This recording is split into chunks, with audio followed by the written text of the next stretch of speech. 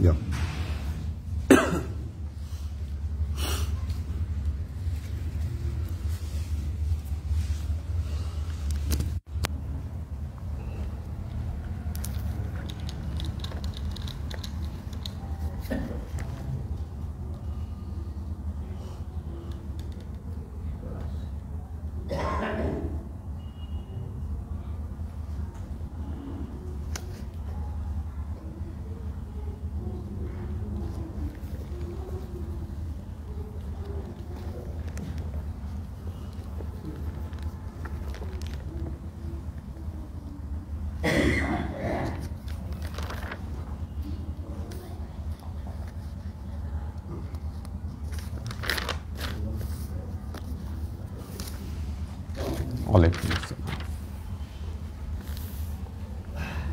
أعوذ بالله من الشيطان الرجيم بسم الله الرحمن الرحيم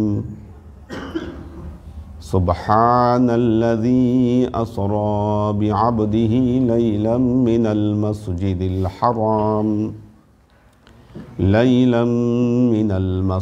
الحرام إلى المسجد الأقصى الذي باركنا حوله لنريه من آياتنا إنه هو السميع البصير সূরা বনী ইসরাঈল প্রথম আয়াত। আল্লাহর নবীর মেরাজ দুই ভাগে বিভক্ত ছিল। প্রথম অংশের নাম ছিল আসরা, দ্বিতীয় অংশের নাম ছিল মেরাজ।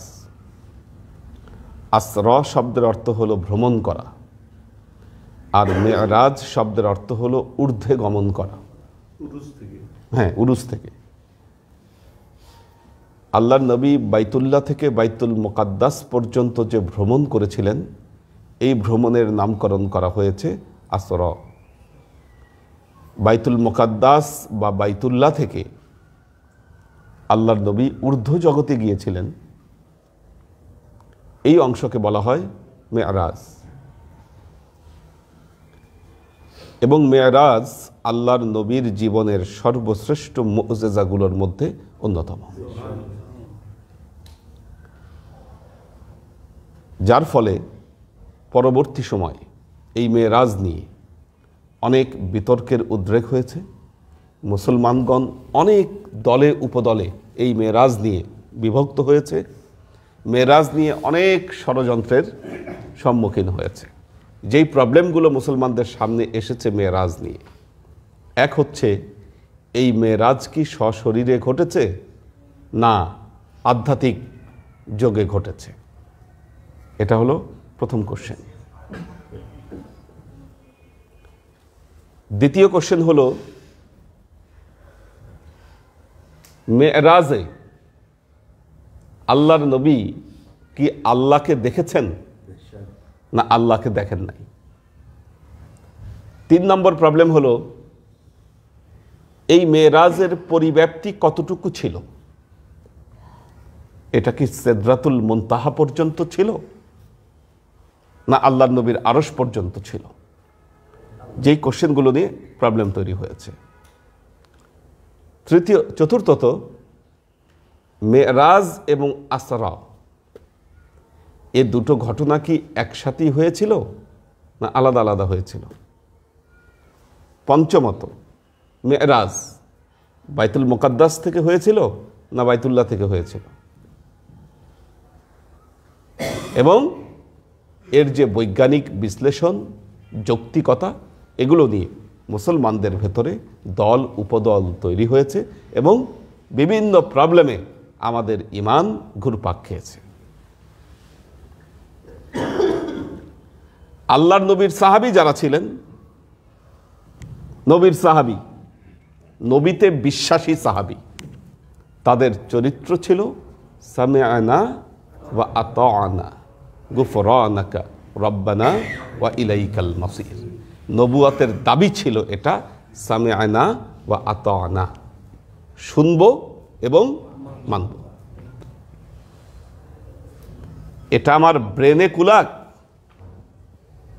মাথায় কুলাক, আমার যৌক্তিকতার সাথে এটা যাক বা না যাক, আমি যেটা চিন্তা করি আমার চিন্তার সাথে এটা যাবে বা না যাবে, উভয় অবস্থায় যারা আল্লাহর নবীতে বিশ্বাসী সাহাবী ছিলেন তারা একটা কথাই বলেছেন, সামি'না ওয়া আতা'না।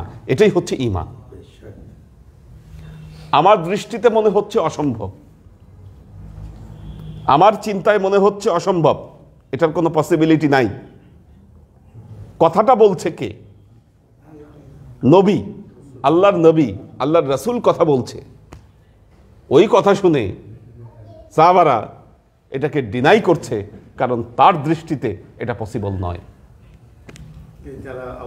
যারা আউট হয়ে গিয়েছেন। এবং এই মেরাজকে অস্বীকার করে বা মেরাজ সম্পর্কে বিভিন্ন সমস্যা তৈরি করে অনেকেই তখন ঈমান হারিয়েছেন এবং মুনাফিক হিসাবে নিজেদেরকে বিবেচিত করেছেন। তো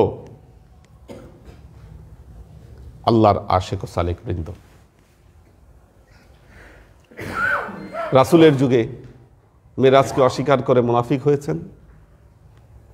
পরবর্তী যুগে আমরা এই মেরাজের কোয়ালিটি এবং মেরাজের যে আশ্চর্যজনক যে বিষয়গুলো, যেগুলো আমাদের রেশনালিটির সাথে যায়নি, আমরা রেশনালভাবে যেগুলোকে মেনে নিতে পারিনি, সেই বিষয়গুলো নিয়ে আমরা কি করেছি, এই মেরাজের কোয়ালিটির ভেতরে ত্রুটি বিচ্যুতি করার কারণে নিজেরা মুনাফিক হয়ে গিয়েছে।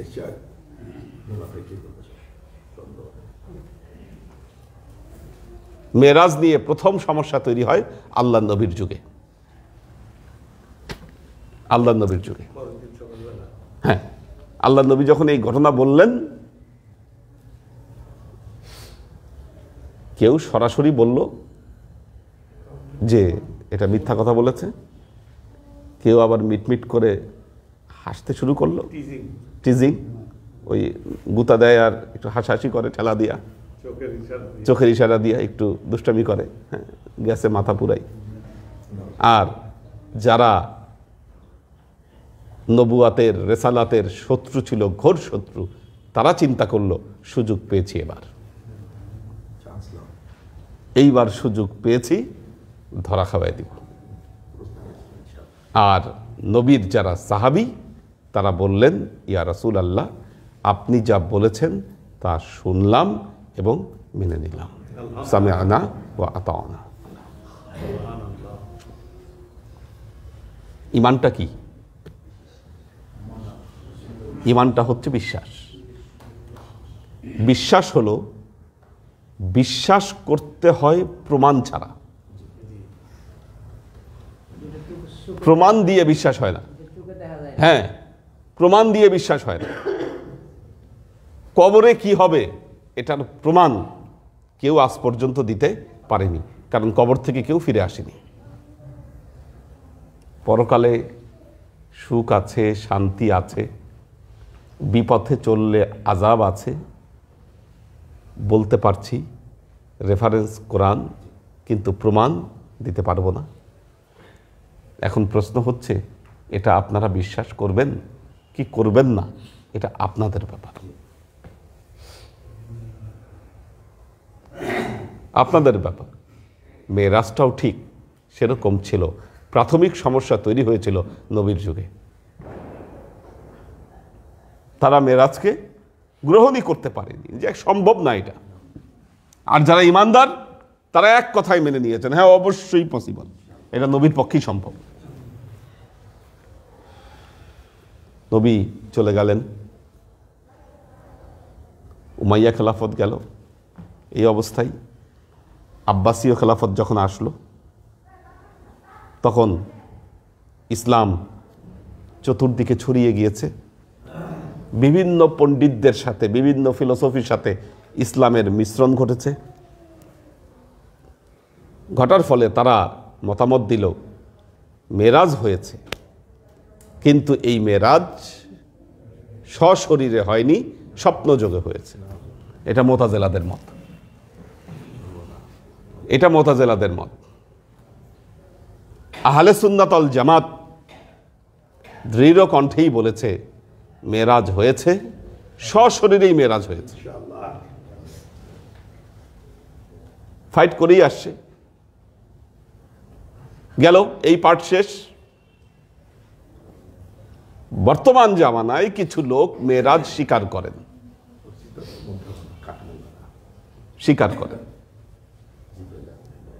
ঘটনা হলো ছুতা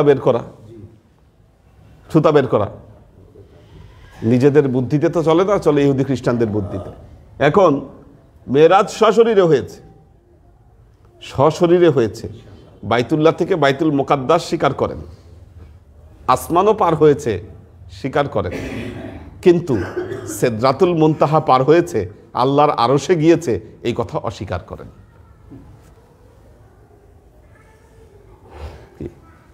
এরা হলো মডারেট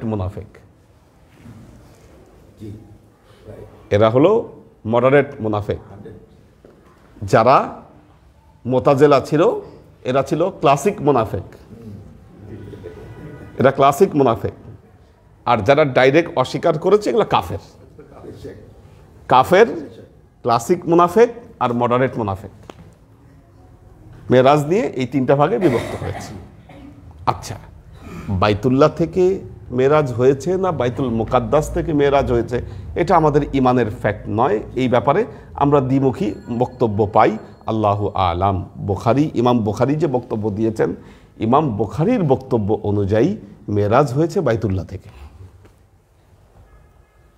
আচ্ছা, তারপরে দেখেন মেরাজের প্রবলেম। আমাদের অনেক বড় প্রফেসররা এই জিনিসগুলো বলেন।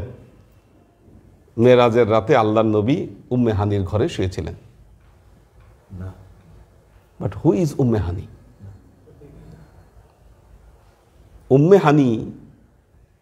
উম্মে হানি বলা হয়, বিধর্মীরা বলেন তিনি আল্লাহর নবীর, বিধর্মীদের কৌল অনুযায়ী আল্লাহর নবীর প্রেমিকা ছিলেন। নাউজুবিল্লাহ। উম্মে হানি আল্লাহর নবীর স্ত্রী ছিলেন না।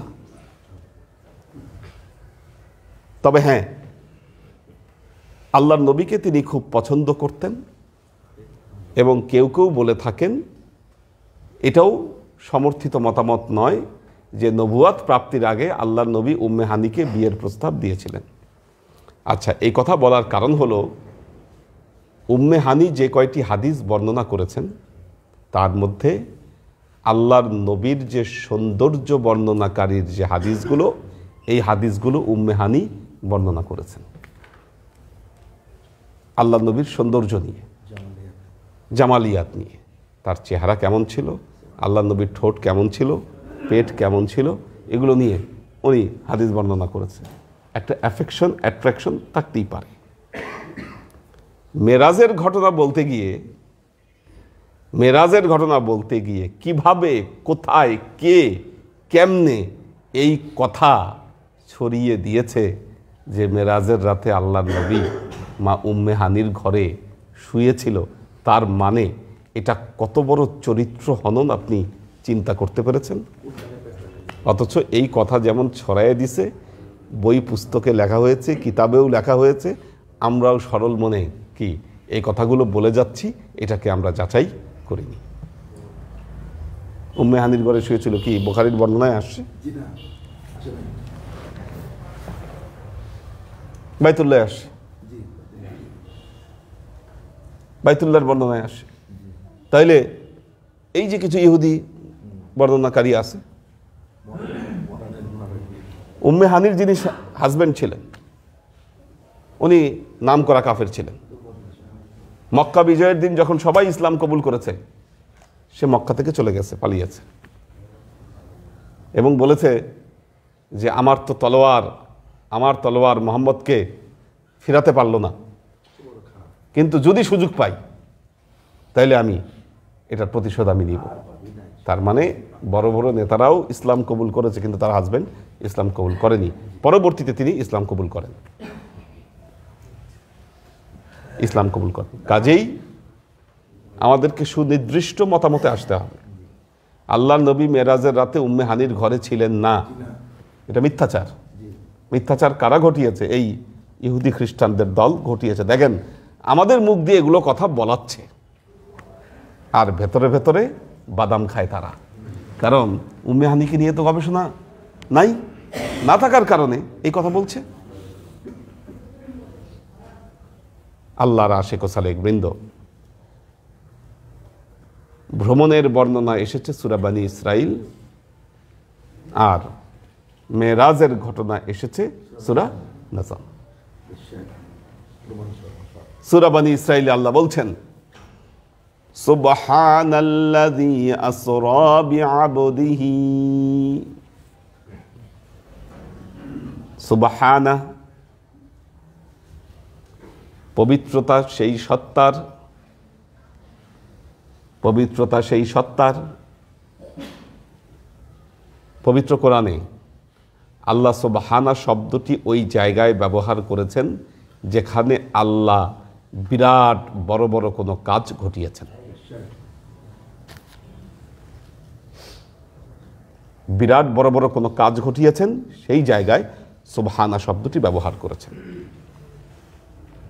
সুবহানাল্লাযী আসরা বিআবদিহি, মহাপবিত্রতা সেই আল্লাহর যিনি আসরা ভ্রমণ করিয়েছেন, বিআবদিহি তার বান্দাকে, বিআবদিহি তার বান্দাকে। আব্দুল মানে বান্দা, গোলাম। একজন মানুষ যখন মারা যায় তার উপর কি শরীয়ত প্রযোজ্য থাকে? আর খালি মারা গেলেও না, পাগল হয়ে গেলেও থাকে না। পাগলের উপরে শরীয়ত নাই, পাগলের জন্য শরীয়ত প্রযোজ্য নয়। বেহুশ হয়ে গেলে বেহুশের জন্য শরীয়ত প্রযোজ্য নয়।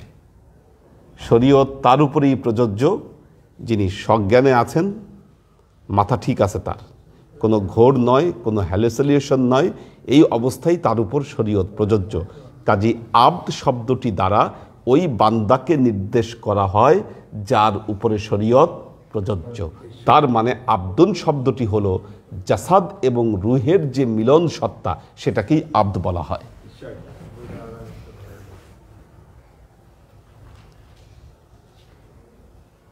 আব্দুন যখন বলেছেন, তার মানে মেরাজের সময় আল্লাহর নবী ঘুমিয়েছিলেন না, বেহুশ ছিলেন না, অজ্ঞান ছিলেন না, মৃত্যুবরণও করেন নাই, বরং তিনি সশরীরে ছিলেন, সজাগ অবস্থায় ছিলেন, সজ্ঞানে ছিলেন। এবং আব্দ বলতে যা বোঝায়, রুহু এবং জাসাদের মিলিত সত্তা ছিলেন মুহাম্মদ মুস্তাফা সাল্লাল্লাহু আলাইহি ওয়াসাল্লাম।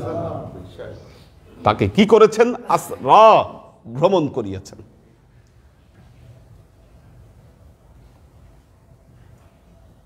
কখন ভ্রমণ করিয়েছেন?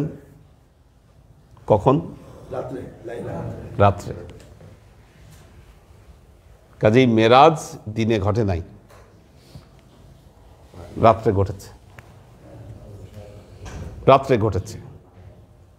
লাইলাম মিনাল মাসজিদিল হারাম, আল্লাহ জামান বলে দিলেন। জামান কোথায়? জামান হচ্ছে লাইলান, রাতে। এখন মাকান বলছেন, মাকানটা কোথায়? মিনাল মাসজিদিল হারামি ইলাল মাসজিদিল আকসা, ভ্রমণ করিয়েছেন কোথায়? মসজিদে হারাম থেকে মসজিদে আকসা পর্যন্ত, প্রায় 2500 কিলোমিটার। এক রাতে, লাইলান, এক রাতে। আসরা, ভ্রমণ করিয়েছেন। মিনাল মাসজিদিল হারামি ইলাল মাসজিদিল আকসা, মসজিদে হারাম থেকে মসজিদে আকসা পর্যন্ত ভ্রমণ করিয়েছেন।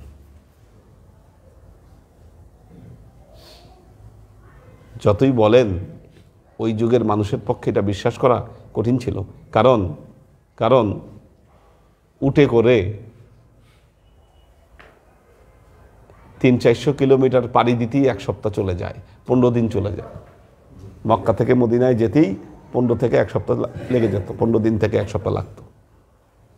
দ্রুত গেলে হয়তো 1 সপ্তাহে যাওয়া যেত, কিন্তু উটটুট নিয়ে বহর নিয়ে গেলে সময় বেশি লাগতো।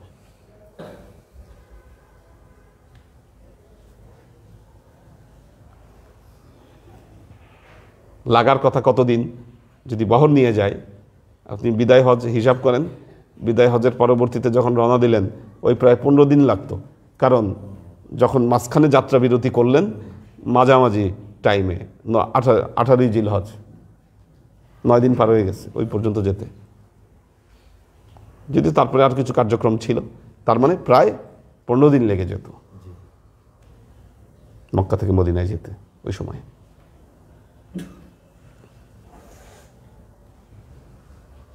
আর এখন বাংলাদেশ থেকে মদিনায় যেতে 6-7 ঘন্টা লাগে। সরাসরি মদিনাও যায় এখন ফ্লাইট। আর এইখানে রাতের একটা অংশে 2500 কিলোমিটার ভ্রমণ করিয়েছে।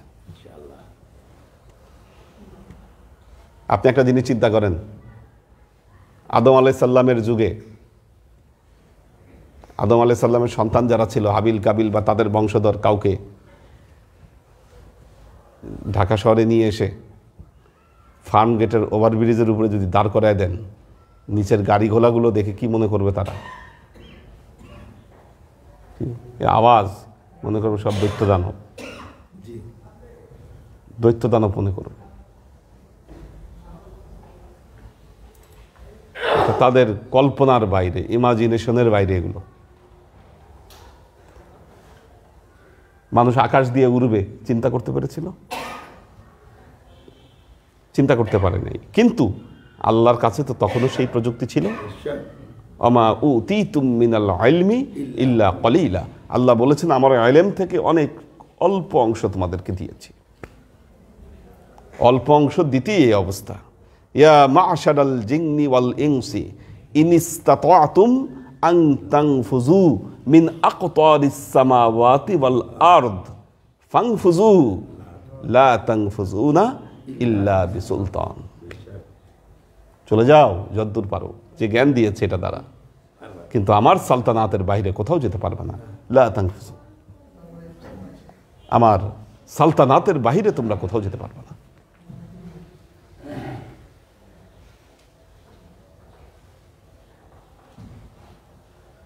আল্লাহর আশিক ও সালেক বৃন্দ,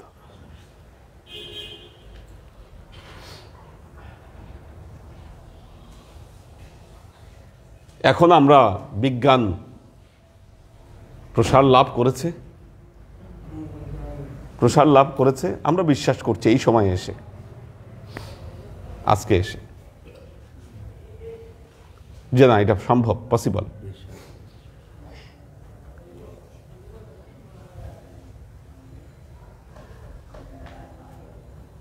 ওই সময়ের কোনো লোককে যদি দুবাইয়ের বুর্জ আল খলিফার 7 স্টার হোটেলে নিয়ে যাওয়া হয়, সুইট রুমে, এত মনে করবে এটা জান্নাত,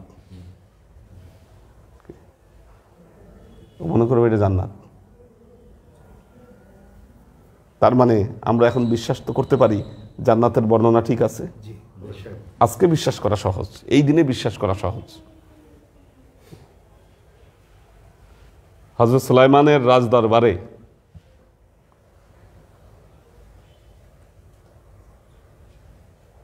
তার রাজদরবারের প্রধান ফটকে এমন কাঁচ সে ব্যবহার করেছিল, আর সেই কাচের নিচ দিয়ে পানি প্রবাহিত করেছিল। রানী বিলকিস যখন ওই কাচের উপরে পা রেখেছিলেন, পা ভিজে যায় কিনা এই জন্য তিনি কাপড় উপরে তুলে ধরেছিলেন। সুলাইমান আলাইহিস সালাম ওই সময়। এখন এরকম কাজ, এরকম প্রযুক্তি অহরহ। হ্যাঁ, কাঁচও লাগে না, ওই ওয়ালপেপারের মতো লাগাই দেয়। হ্যাঁ, এটাতেই মনে হবে এরকম। হ্যাঁ, 3D লাগাই দেয়। হ্যাঁ, কোথায় গেছে প্রযুক্তি কি? কিন্তু আপনাদের দাদারাও হয়তো এতটা কল্পনা করতে পারে নাই তারা, এত ইমাজিনেশনে আনতে পারে নাই তারা। প্রযুক্তির উন্নয়ন। সিনাসাক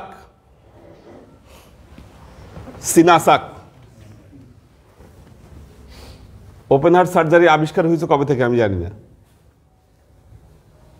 কতদিন হবে, কত আগে? হ্যাঁ, 30 বছর। 22 বছর তো এইখানেই আছে, 2000 সাল থেকে 2022 তো আমাদের চোখের সামনে। আচ্ছা, তার আগে আরো 10 বছর ধরে, বা 15 বছর বা 20 বছরই। 100 বছর আগেও তো মানুষের পক্ষে এটা তাহলে চিন্তা করা কঠিন ছিল। 100 বছর আগেও এটা কল্পনা করা কঠিন ছিল, ওপেন হার্ট সার্জারি করবে মানুষের। সিনাসাকটা তো তাই, সেম জিনিস। আল্লাহ নবীর বুক বিদীর্ণ করেছিল, আবার লাগিয়ে দিয়েছে। এখন আল্লাহর প্রযুক্তিতে আল্লাহর ফেরেশতারা এসে করেছে, শল্যবিদ্যায় তারা এতই পারদর্শী, কোনো একটা দাগ পর্যন্ত আর ছিল না। কি এখন আমরা করলে দাগ থেকে যায়, হয়তো মানুষও এমন প্রযুক্তি বের করবে কোনো দাগই থাকবে না আর শেষ পর্যন্ত। হবে এটা হয়তো ভবিষ্যতে। এখনো মনে হয় প্লাস্টিক সার্জারি করে এটা সম্ভব, কিন্তু আসলে যেই বয়সে গিয়ে মানুষে করে ওপেন হার্ট সার্জারি, তখন আর ওগুলো আর সার্জারির আর ইচ্ছা থাকে না। ওই অপারেশনের পরেই অপারেশনের উপর বিতৃষ্ণা চলে আসে যে কি জিনিস এটা।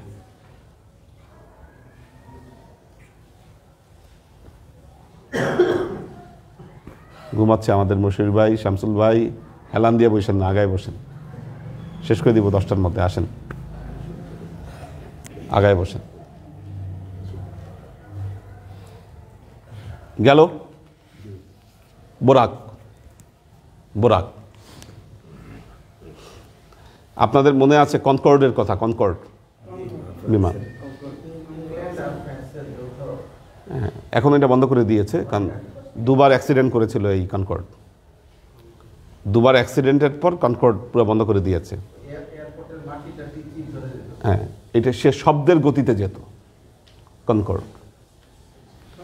কোনো কারণে বাংলাদেশে একবার কনকর্ড আসছিল, তখন আমি দেখেছিলাম আকাশে।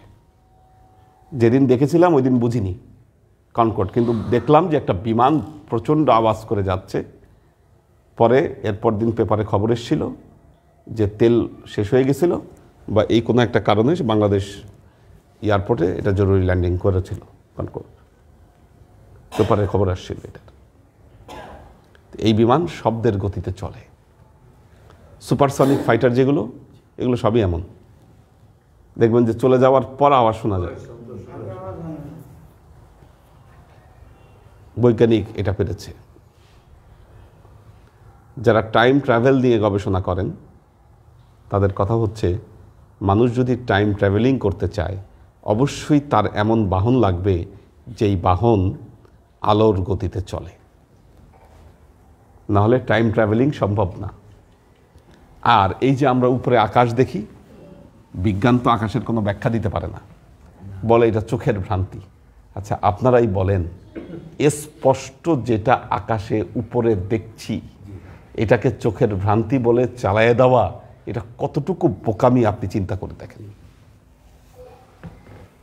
যদি না দেখতাম, কি না থাকতো, তাইলে একটা কথা ছিল, তাকাইলে দেখতে পাই আকাশ, উপরে নীল আকাশ। কি এটাকে যে আপনি অযথা এই ব্যাখ্যা দিচ্ছেন, কি বিজ্ঞানের ব্যাখ্যা কি সব গ্রহণ করা যায়? আমাদের এই সৌরমণ্ডলে আমরা ছোটবেলায় পড়েছি 9টা গ্রহ, এখন কয়টা? হ্যাঁ, না আগে পড়েছি মনে হয় 7টা নাকি? আগে 9টা হইলে এখন 8টা কেমনে হয়? এখন 11টা। 11টা কি এখন আবার বাদ দিছে নাকি? আমি জানি না। কেন?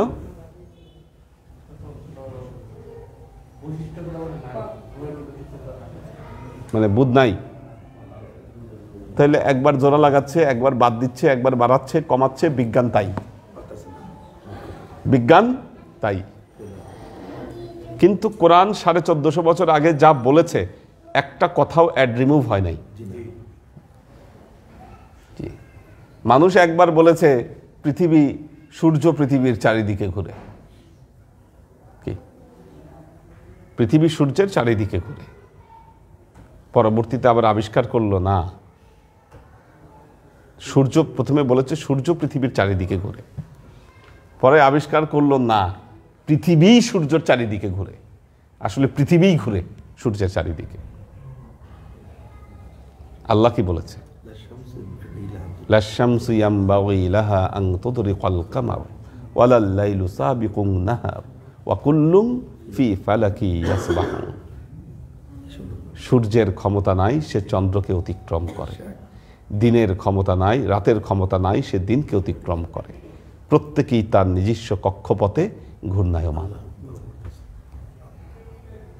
আসলেই তাই, বাস্তব তাই। কোরআনের কথাগুলো মাপা কথা এরকম। আল্লাহ বলেছে কিরামান কাতিবিনা ইয়ালামুনা মা তাফআলুন। কিরামান কাতিবিন জানে তোমরা কি করো। এখন আমরা ছোটবেলায় শুনতাম কিরামান কাতিবিন, দুইজন লেখক দুই কাঁধে বসে লিখতেছে। এখন এসে আমরা ধারণা করতেই পারি না লিখতেছে না ভিডিও করতেছে। কি যদি এই কথা বলি, ভিডিও করতেছে। হ্যাঁ, কোরআন কি বলে? কোরআন দেখেন এই কথাই বলেছে কিরামান কাতিবিন জানে তোমরা কি করো। কোথাও কোরআন বলে নাই যে লেখে, লিখতেছে, এই কথা কোরআন বলে নাই। আল্লাহ তো কি বলতে পারতো ওই সময় যে লিখতেছে? কতটা মাপা অ্যাঙ্গেলে কথা আপনি চিন্তা করে দেখেন। কোরআনের আসলে এই সাহিত্যিক বৈশিষ্ট্য এবং এই ভাষাগত যে ব্যবহার এবং প্রয়োগ, এইটা যারা জানবেন তাদের অন্তর বলে দিবে যে এটা আসলেই কোনো মানুষের কালাম হতে পারে না। ইম্পসিবল ব্যাপার। এটা গবেষণা না করলে বোঝা যাবে না কোরআনের এই কারিশমা।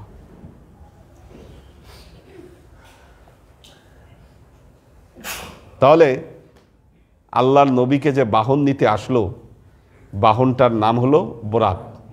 তার মানে নিশ্চয়ই এই বাহন আলোর গতিতে চলে, কারণ বোরাক মানে হলো আলো, বারকুন। আবার এটা কমন সাইজ কেমন বলে দিছে, যে সাইজটা হলো গাধার চেয়ে বড়, ঘোড়ার চেয়ে ছোট।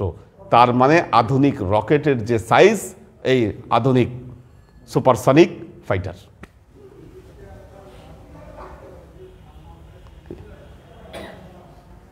এবং আল্লাহ নবী বললেন, যখন চড়ে বসলাম মনে হচ্ছে এক লাফে দিগন্ত পাড়ি দিচ্ছে, এটা লাফে লাফে দিগন্ত পাড়ি দিচ্ছে বোরাক। এটা দিয়ে টাইম ট্রাভেলও সম্ভব, আকাশ পার হওয়া সম্ভব, মহাশূন্যের যে শূন্য 0 পয়েন্ট এটা পার হওয়াও সম্ভব। আর টাইম ট্রাভেল পার হলে এই যে ট্রাভেলিংয়ের সময় আল্লাহর নবী আলেমে বারজাক দেখলেন, এটাও পসিবল, এটাও পসিবল। লাইলাম মিনাল মাসজিদিল হারামি ইলাল মাসজিদিল আকসাল্লাযী বারাকনা হাওলাহু। আমি কি করেছিলাম? বারাকনা হাওলাহু, বাইতুল্লাহ এবং বাইতুল মুকাদ্দাস, হাওলাহু এর চতুর্দিকে, এই যাত্রা পথের চতুর্দিকে বারাকনা বরকত নাজিল করেছিলাম।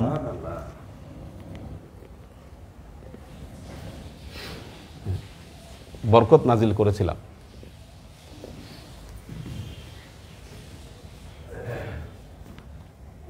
আমরা কি আরেক ক্লাস পাবো না মেরাজের আলোচনায় নাকি? বারাকনা হাওলাহু, এর চতুর্দিকে আমি বরকত নাজিল করেছিলাম।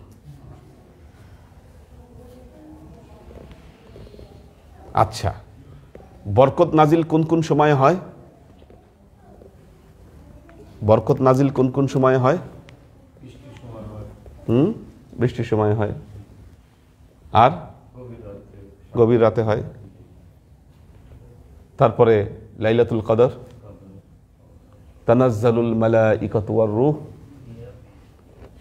ফিহা বিইজনি রাব্বিহিম, ফিহা বিইজনি রাব্বিহিম সালামুন হিয়া হাত্তা মাতলাইল ফাজর। কই ছিল তুমি? আচ্ছা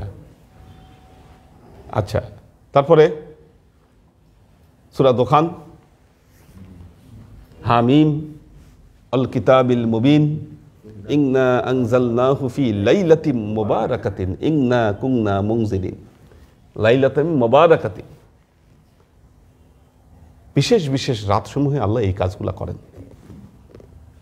তো এই যে যাত্রা পথ বারাকনা হাওলাহু,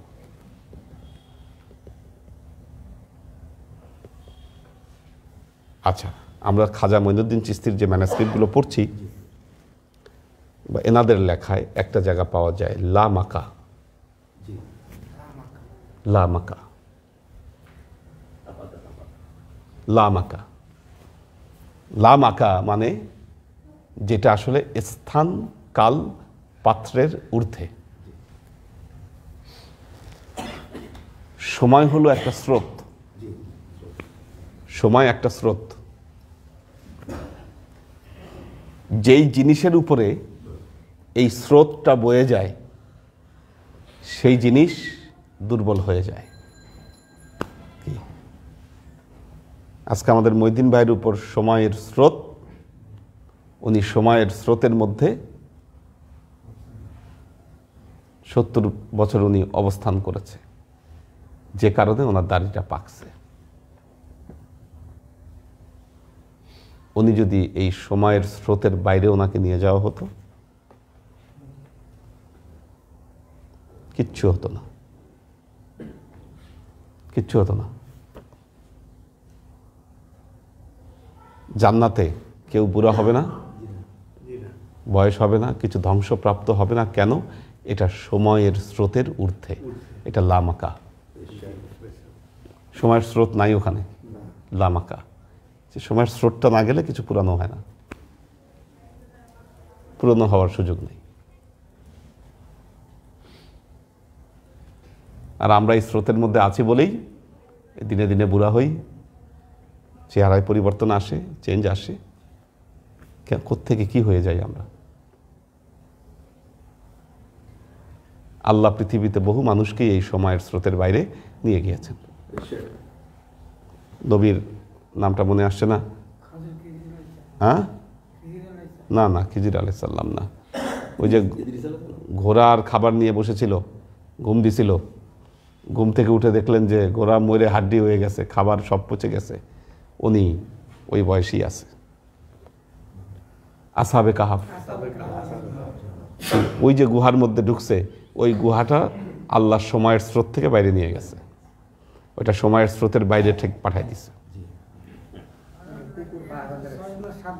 হ্যাঁ, আল্লাহু আলাম, আল্লাহ বলেছে এর সংখ্যা আল্লাহ ভালো জানেন।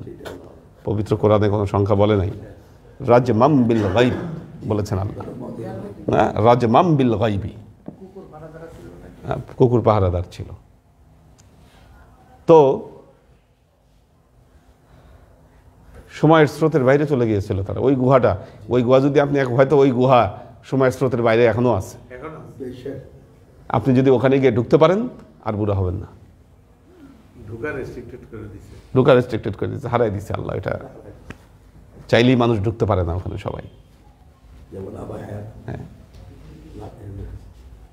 আসমানের উপরে সময়ের স্রোত নাই, আসমানের উপরে সময়ের স্রোত নাই। এই জন্য ইদ্রিস আলাইহিস সালাম চলে গিয়েও ওই অবস্থায় আছেন, উনি আর মরতেছেন না, কারণ এটা লামাকা, ওটা সময়ের স্রোতের ঊর্ধ্বে। ওইটা কাজী বারাকনা হাওলাহু, আমি তার চতুর্দিকে আমি বরকত নাজিল করে দিয়েছিলাম। এই জন্য দেখেন 27 বছরের কোনো মানে আমাদের যে প্রচলিত যে হাদিসগুলো আছে, হাদিস গ্রন্থগুলো আছে, এখানে 27 বছরের কোনো রেফারেন্স নাই। তবে হ্যাঁ, রেফারেন্স আমরা এটা পাই যে অজু করেছিলেন, যে ধৌত করেছিলেন, হ্যাঁ, বা করা নড়তে ছিল, ফিরে এসে দেখলো যে ওই পানি গড়িয়েই যাচ্ছে, করাও নড়ছে। কাজে আসলে কত অনন্তকাল যে ভ্রমণ করেছেন আল্লাহ ভালো জানেন, কারণ সময়ের স্রোতের বাইরে আল্লাহ তাকে নিয়ে গেছে। এই যে টাইম ট্রাভেলিং যে চিন্তাটা, আপনি চিন্তা করে দেখেন, স্রোত থেকে বাইরে হলেও যেখানে খুশি আল্লাহ নবী সেখানে এসে ইন করতে পারছেন। কিছু মারাত্মক ব্যাপার দেখেন। হিজরি সালের আগে যেখান থেকে বের হয়েছিলেন ট্রাভেলিং করে, কি এমন জগতে ট্রাভেলিং করছেন যেটা আমাদের এই জগতের সব বাইরে। কি 1,24,000 পয়গম্বর সব যারা চলে গেছে সব সেখানে। কোথায় সে জগৎ? আমির খুসরো বলতেছে, নমি দাওনাম চেমানজেল বুদ সব যায় কেমন বুদাম বাহার সু রকসে বিসমিল বুদ সব যায় কেমন বুদাম। কোথায় চলে গেছি আমি এই রাতে আমি জানি না, চতুর্দিকে শুধু আমি বিসমিল্লার নৃত্য দেখেছি। এবং সে বলছে ওখানে, খুদা খুদ মীর মজলিস বুদ আন্দার লামাকা খসরু। ওই মজলিসের মীর ছিলেন স্বয়ং খোদা। বুদ আন্দার লামাকা খসরু, আমি খসরু সেখানে ছিলাম, আমি ছিলাম লামাকা, আমার কোনো অস্তিত্ব ছিল না। মোহাম্মদ শাম এ মাহফিল বুদ সব যায় কেমন বুদাম। ওই মজলিসের শ্যামা প্রদীপ ছিল মোহাম্মদ মুস্তফা সাল্লাল্লাহু আলাইহি ওয়াসাল্লাম। ওই জায়গায়, হ্যাঁ এটা বোঝা যায়, এনাদের কথা শুনে বোঝা যায় মানুষও হয়তো কখনো কখনো তার আধ্যাত্মিক পরিভ্রমণে লামাকায় চলে যেতে পারে, সম্ভব। এই জন্য দেখবেন সুফি দরবেশ যারা ওজিফা করে, মেডিটেশন করে, অনেক বুড়া বয়সেও জোয়ান থাকে। আমি এমন অনেক মানুষ দেখেছি জোয়ান থাকে। যত উপরে মানুষ বসবাস করবে, একটা কথা মনে রাখবেন, নিচে টাইমের স্রোত যেরকম, উপরে তার চাইতে কম। পাহাড়ের উপরে ধরেন 2 জন শিশু আজকে জন্মগ্রহণ করলো, একজনকে পাঠায় দেন 20,000 ফিট উপরে, এটা বিজ্ঞান গবেষণা করে প্রমাণ করেছে এই জিনিস। আরেকজন গ্রাউন্ড লেভেলে, সি লেভেলে থাকলো, যে সি লেভেলে আছে সে আগে বুড়া হবে, আগে তাড়াতাড়ি বুড়া হবে, সে ও বুড়া পরে হবে। সময়ের স্রোত ওখানে কম, কম হতে হতে উপরে একেবারেই নাই হয়ে যায়। কাজেই বা রকনা হাউলাহু লিদুরিয়াহু মিন আয়াতিনা, কেন করেছি? আমার আয়াত দেখার জন্য, নিদর্শন দেখানোর জন্য। এই জন্য আপনাদেরকে যে ক্লাস নিয়েছি আধ্যাত্মিকতার উপর, লিখেছিলাম স্পিরিচুয়াল জার্নি। স্পিরিচুয়াল জার্নি সশরীরে হতে পারে, আত্মিকভাবে হতে পারে, এক মুহূর্তের জন্য হতে পারে মানুষের। একটা মুহূর্ত, এক লামহা, এক মুহূর্তের জন্য হয়তো একটা হালত, একটা জগৎ, একটা পর্যায়ে আপনি চলে গেলেন, আবার এক মুহূর্তে সেটা মিলাই গেল, হতে পারে। যেটা আল্লাহ নবীর জন্য 27 বছর এক্সিস্ট করেছে, সেটা আপনার কাছে এক মুহূর্তের জন্য আসতে পারে।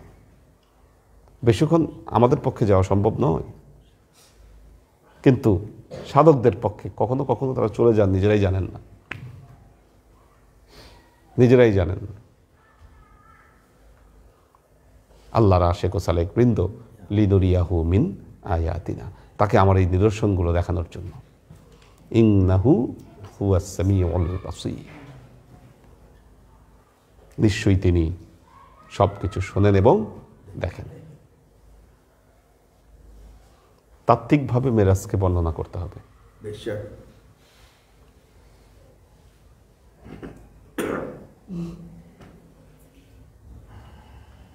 আইজ্যাক নিউটন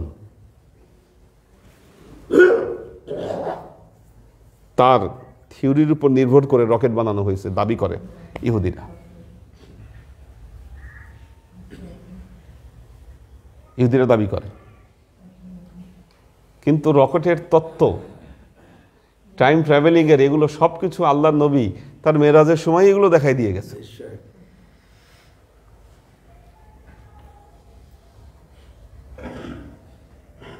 উপর থেকে আপেল পরে আপনি আপেলের নিদর্শন দেন যে গাছের নিচে বসেছিল আর মাথার উপর থেকে একটা আপেল পড়ছে, আর উনি চিন্তা করছে এই মাধ্যাকর্ষণ শক্তি হ্যান ত্যান হাম তাম বহুত কিছু। কি আপেল পড়ার নিদর্শন আপনার কাছে বড় মনে হয়? আল্লাহর নবী যে এই ট্রাভেলিং করার কথা যখন বলেছিল তখন এটাকে কেন আপনারা অস্বীকার করছিলেন? আর আপেল পড়ার দৃষ্টান্ত না দিয়া আইজ্যাক নিউটন কবে কোথায় আপেল গাছের নিচে বসেছিল আল্লাহ মালুম, ঠিক আছে? এটার কোনো রেওয়ায়েত, কোনো রেফারেন্স, এগুলো আজগুবি কথাবার্তা। এটা খুব রসায়ে বলতে পারেন। তাহলে আমার নবীজি এত বছর আগে এই মেরাজের তত্ত্ব এত কিছু বর্ণনা করে দিয়েছেন, সেগুলো কেন আপনার মাথায় খেয়ালে আসে না?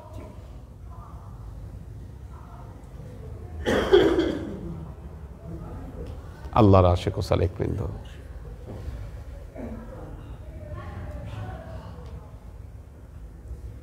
হৃদয়কে উন্মুক্ত করতে হবে, সবকিছু আমাদের চোখে ধরা পড়বে। বারাকাল্লাহু লানা ওয়া লাকুম ফিল কুরআনিল আযীম ওয়া নাফা'ানা ওয়া ইয়্যাকুম লা আয়াতি ওয়া যিকরিল হাকীম ইন্নাহু তাআলা জাওয়াদুন কারীমুম মালিকুন বারউফুর রহিম। কার জন্য মিলাদ আজকে? মালিক চাচা। চাচা, মালিক চাচা, স্বামীর আব্বা। বলেন কিছু আপনার চাচা সম্পর্কে, নাকি উনি বলবে? আপনি বলেন। হ্যাঁ, না তুই বল, তোর আব্বা আর আমার চাচা। বলেন।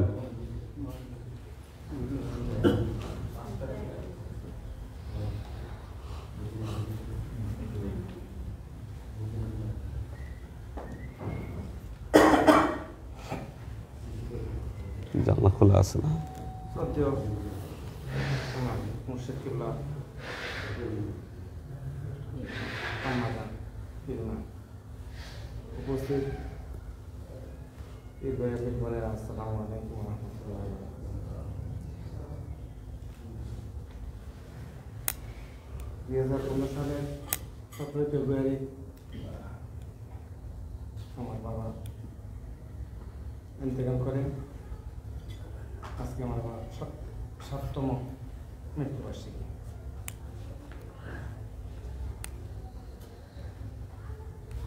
আমার বাবা এই দরবার মুরিদ ছিল। আমাদের বড় হুজুরের একনিষ্ঠ মুরিদ ছিলেন।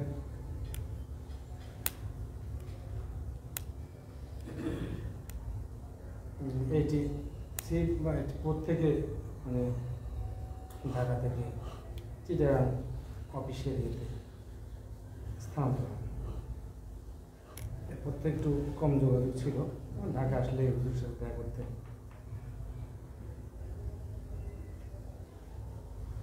আসতেন যেতেন।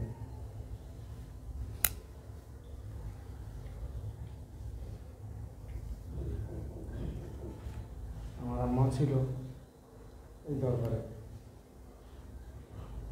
মরিদান। আমার জেঠির সাথে আম্মা আসতো, ঢাকা ছিল যখন তখন আসতো। ঢাকা থেকে যাওয়ার পর যখন ঢাকা আসতো দেখা করতো।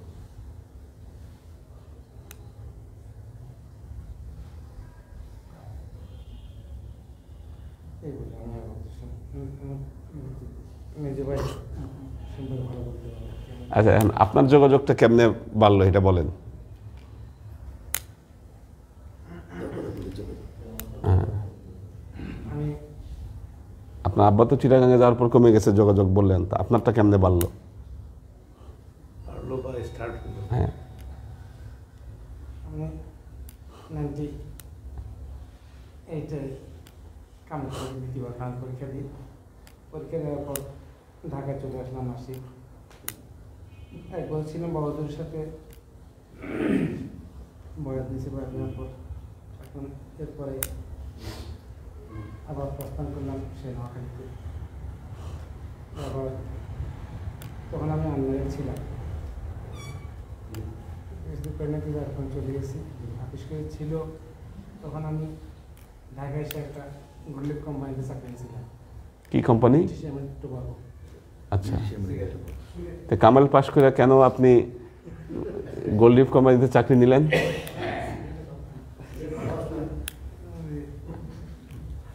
অগত্যা গতি আর কি।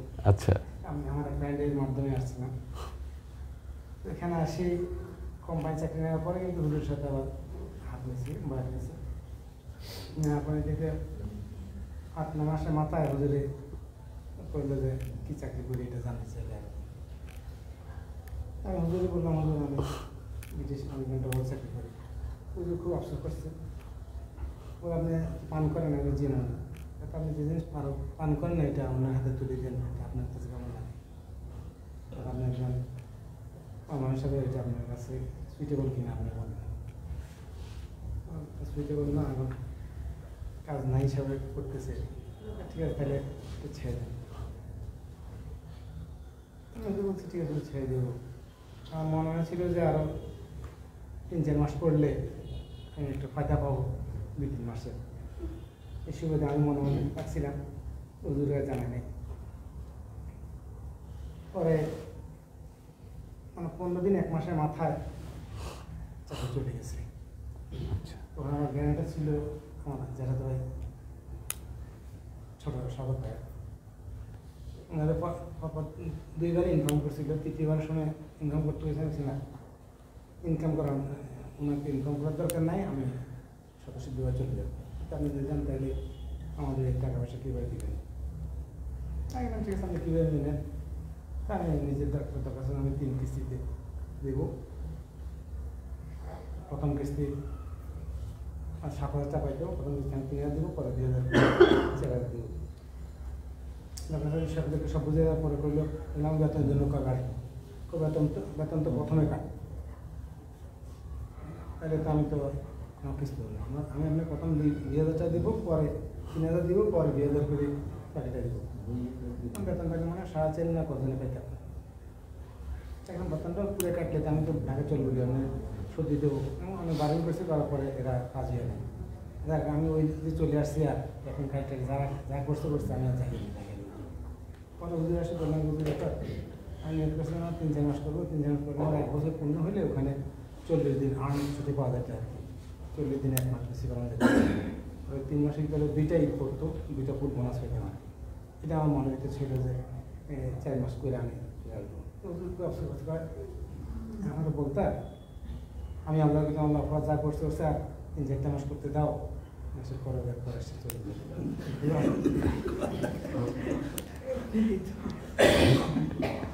আমি যে চলে গেলাম। তারপরে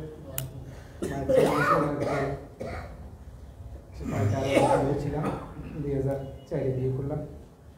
বিয়ে করার পর 5-6 মাস আমার এমনি গেল। পরে মেদর মন্দানের সাথে দেখা করে মন্দানের ফার্মে চাকরি নিলাম, পার্সেল অফিসার হিসেবে চাকরি নেওয়ার পরে। কোথায় এটা, কোন জায়গায়? দক্ষিণাগরে ছিল। আচ্ছা, প্রায় 2 বছর 3 বছর করছি।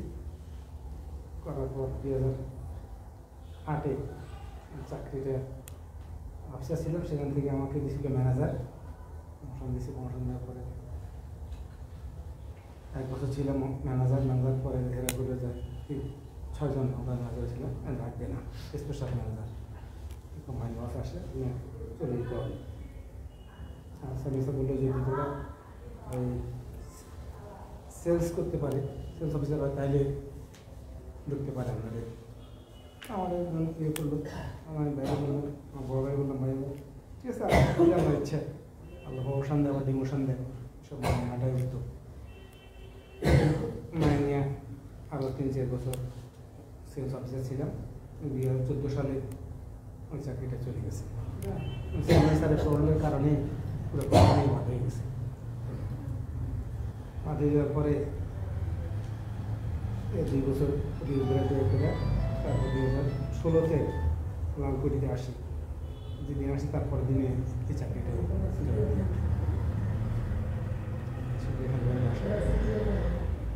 আর এই 2005-এ 5খান দিন 4-5-এ চাকরি করে ঢাকা চলে আসছে। আসি আবার হুজুর কাছে আবার বাইক নিয়ে আল্লাহ সাথে পর্যন্ত আসি আর কি।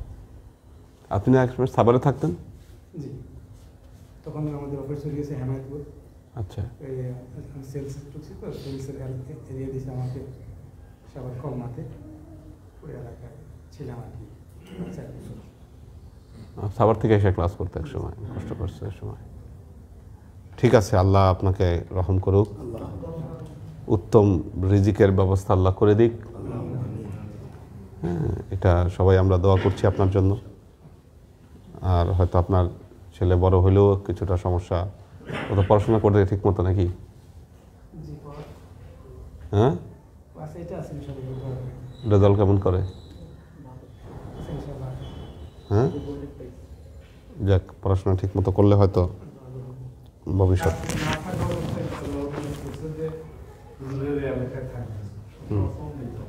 হ্যাঁ, আমি একটা প্ল্যানিং একটা ডিজাইন করছি, যাতে করে আমাদের দরবারের পীর ভাই বোনদের মধ্যে যারা কোরআন ভালো পড়তে পারেন, কোরআন পড়াইতে পারবেন, তাদের একটা ইনকামের সুযোগ হবে।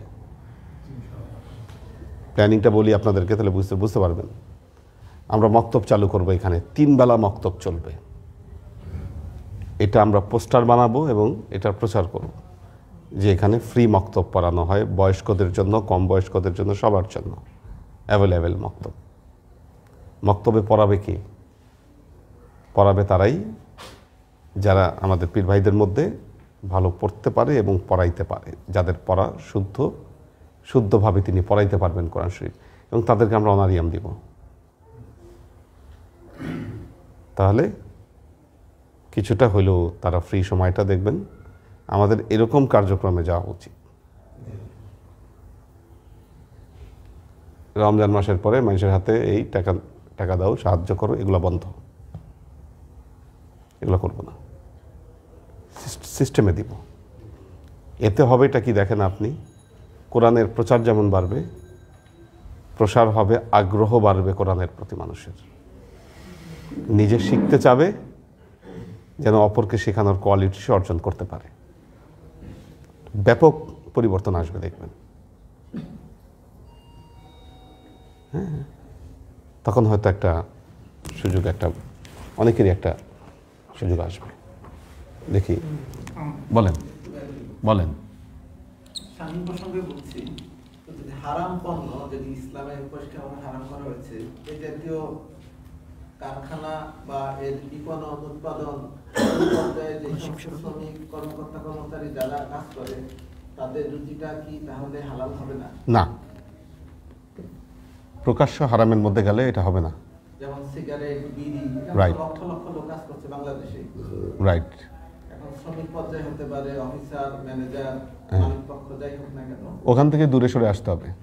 মানে পেশা হিসাবে অন্য কিছু কাজ না থাকলে ওখানে যাওয়া যাবে না। হ্যাঁ, তেমনি ভাবে যে সমস্ত দোকানে সিগারেট বা জর্দা বা সাদা বিক্রি করা হয়, তাহলে সেই ক্ষেত্রে দোকানিও তো অনেক গুনাহ হবে। এইটা তো শুনেন, একজন শ্রমিকের ইনকামটা, তাও তো কোনোভাবে সেটাকে জায়েজ করা যায় যে আচ্ছা সে পারছে না, শ্রম দিচ্ছে, যদিও তার শ্রমটা ভালো পথে সে দিচ্ছে না, কিন্তু দোকানি তো সরাসরি ওই পণ্যের লাভ ভোগ করছেন।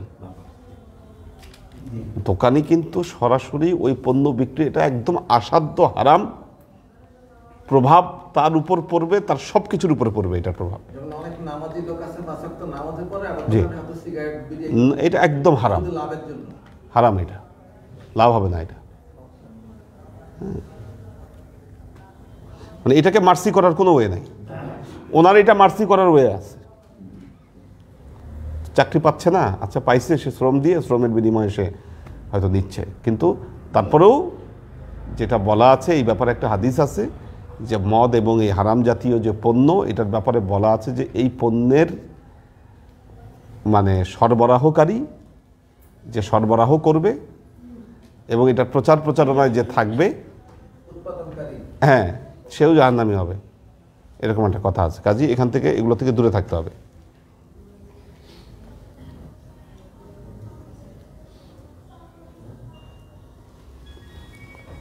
শাকিরা শারমিন, জায়নাল আবিদিন, মাকসুদ ওমর, আমাদের হাসিব ভাই আছেন, শোয়েব খান, রুবেল খান, আব্দুর রাজ্জাক। আচ্ছা, এখানে আমি একটা স্মেল পাচ্ছি, বিড়ালে কোনো উল্টাপাল্টা কিছু একটা করছে। কোন জিনিসের উপরে একটু এটা ইয়াটা নিয়ে চেঞ্জ করতে হবে। এখানে এই যে বিড়ালের লোমও আমি দেখতে পাচ্ছি, আমি একটা স্মেল পাচ্ছি এখানে। মাকসুদ ওমর, লিটা ওয়াহিদ, মোহাম্মদ আব্দুল বারি, রাবেয়া ওমর, আইরিন সুলতান, জহুরা খুশনুর আলপনা, জোশ শফিক,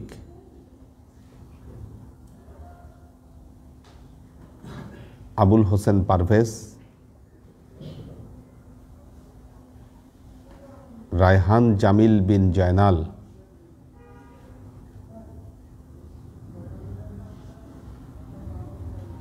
শাকেরা আফজারা, ফয়সাল আলম, তোহফা লাবিব, আমাদের ডাক্তার ইঞ্জিনিয়ার শফিক ভাই আছেন, কামরুল আনাম, মোহাম্মদুল্লাহ আফ্রিদিতি অনু, মোবাইদুর রহমান, মোহাম্মদ সাদ্দাম হোসেন, রফিক রুমির শালা, রফিক রুমির শালা এর সম্বন্ধী আর কি, খুব খারাপ অবস্থায় আছে, দোয়া করবেন, দোয়া চেয়েছে। আবির আহমেদ আরিয়ান,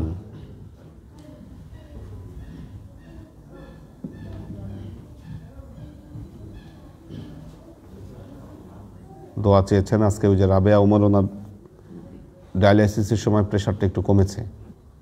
আয়েশা খাতুন, আরে এখানে এখন ইয়া দিয়া তো আসলটা এটা ডিটেক্টই করা যাবে না, আর পরে কোনটার মধ্যে গন্ধ এখন দিও না, ধুয়ে আনার পর তারপরে।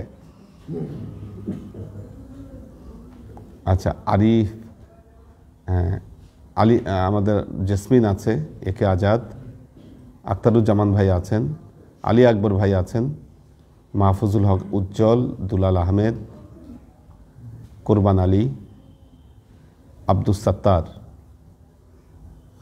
সুলতান মামুন, ফারুক শেখ, মোহাম্মদ শিয়াম হোসেন, ফয়সাল আলম,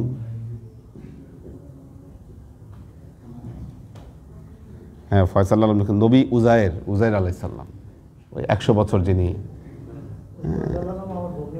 হ্যাঁ কে, ও ফয়সাল আহমেদ, হ্যাঁ আচ্ছা আচ্ছা, মাশাআল্লাহ। আশরাফুল আনাম, সাজ্জাদ রহমান, আল্লাহ সবাইকে কবুল করুন, ভালো রাখুন।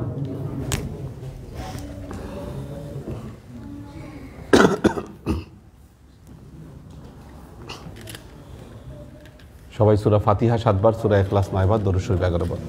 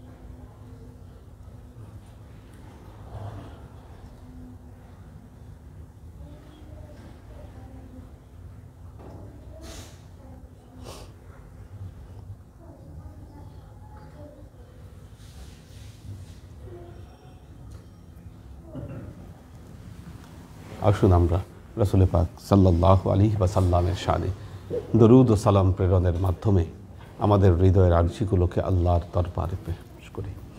وأشرق البدر علينا واقتفت منه البدور مثل حسنك ما رعينا قط يا وجه السرور صلى الله على محمد صلى الله عليه وسلم صلى الله على محمد صلى الله عليه وسلم صلى الله على محمد صلى الله عليه وسلم يا حبيبي يا محمد يا عروس الخافقين يا مؤيد يا ممجد يا إمام القبلتين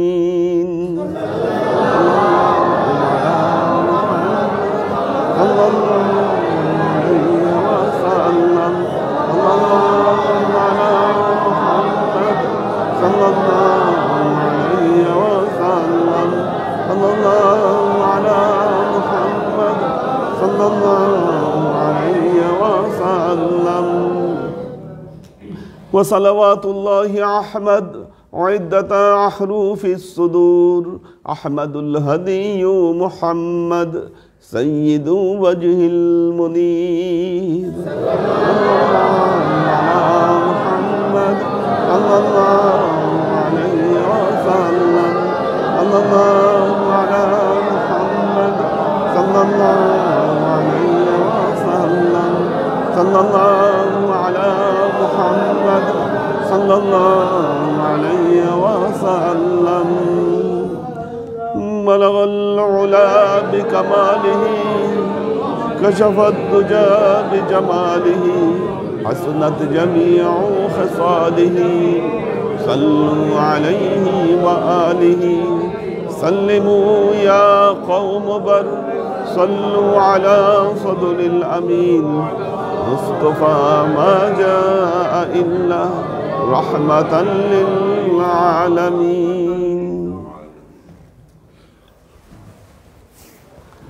اللهم آمين اللهم صل على محمد وعلى آل محمد كما صليت على إبراهيم وعلى آل إبراهيم إنك حميد مجيد اللهم بارك على محمد وعلى آل محمد كما باركت على إبراهيم وعلى آل إبراهيم إنك حميد مجيد ربنا ظلمنا أنفسنا وإن لم تغفر لنا وترحمنا لنكونن من الخاسرين ربنا آتنا في الدنيا حسنة وفي الآخرة حسنة وقنا عذاب النار ربنا لا تزغ قلوبنا بعد إذ هديتنا وهب لنا من لدنك رحمة إنك أنت الوهاب اللهم إنك عفو تحب العفو فاعف عني يا غفور الرحيم الودود اللهم نور قلوبنا بنور الإيمان ونور قلوبنا بنور الإسلام ونور قلوبنا بنور الإحسان وزين أخلاقنا بنور محمد صلى الله عليه وسلم اللهم إنا نسألك رحمتك في كل درجة فلاح في كل أمر ونعوذ بك من الشرك والشك والنفاق والبدعة ومن كل وسوسة الشيطان يا الله يا رحمن يا مالك আমরা এতক্ষণ তোমার দরবারে যে সমস্ত আমলকে উপস্থাপন করলাম ত্রুটিমুক্তভাবে এই আমলগুলোকে তুমি আমাদের তরফ থেকে কবুল করে নাও। তুমি আমলের যাজা আমাদের প্রিয় নবী হযরত মুহাম্মদ মুস্তাফা সাল্লাল্লাহু আলাইহি ওয়াসাল্লামের কাছে পৌঁছে দাও। আল্লাহ, আমাদের নবীর পরিবারবর্গের কাছে তুমি এর যাজাকে পৌঁছে দাও। আমাদের নবীর সাহাবায়ে কেরামের কাছে তুমি এর যাজাকে পৌঁছে দাও। এই দুনিয়ার সমস্ত আম্বিয়ায়ে কেরাম, সাহাবায়ে কেরাম, তাবেঈন, তাবেঈন, ওয়ালি আউলিয়া, গাউস, কুতুব, আমাদের মা বাবা, ভাই বোন, আত্মীয় স্বজন, এই দরবার থেকে যত পীর ভাই বোন চলে গেছে সবার রুহে আল্লাহ তুমি এর যাজাকে পৌঁছে দাও। তুমি তোমার হাবিবের উসিলায় আমাদের সবাইকে কবুল ক্ষমা করে দাও। আমাদের জীবন থেকে সমস্ত অভাব অভিযোগ, বালা মুসিবত, দুঃখ কষ্ট, রোগ শোককে দূরীভূত করে দিয়ে দৃঢ় হস্তে তোমার দ্বীনের খেদমতের তৌফিক তুমি আমাদেরকে দান করো। আজীবন যেন তোমার হেদায়েতের পথে প্রতিষ্ঠিত থাকতে পারি সে তৌফিক তুমি আমাদেরকে দান করো। আল্লাহ, বিশেষ করে আল্লাহ, আমরা যাকে কেন্দ্র করে এই মিলাদ মাহফিলের আয়োজন করলাম, তুমি তোমার এই বান্দাকে কবুল করে নাও, তুমি তার পূর্ব সমস্ত ত্রুটি বিচ্যুতিগুলোকে তুমি মাফ করে দাও, তোমার পেয়ারা বান্দাদের মাঝে তুমি তাকে স্থান দাও। সুবহান রাব্বিকা রাব্বিল ইজ্জাতি আম্মা ইয়াসিফুন, সালামুন আলাল মুরসালিন, ওয়ালহামদুলিল্লাহি রাব্বিল আলামিন। ওয়াজআল আখিরু কালিমাতিনা ইনদাল মাউত লা ইলাহা ইল্লাল্লাহ মুহাম্মাদুর রাসূলুল্লাহ। আসসালামু আলাইকুম।